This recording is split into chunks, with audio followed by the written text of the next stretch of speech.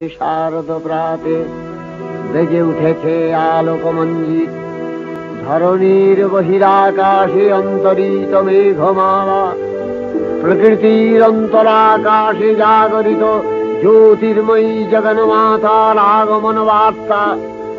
আনন্দময়ী মহামায়ার পদধ্বনি অসীম ছন্দে বেজে উঠে রূপলোক ও রসলোকে আনে নবভাব মাধুরীর সঞ্জীব। चंडी मधुदैत भावि दैत गलनी माहि सोनूलिनी धूम्रेक्षण चंद मुंड मथनी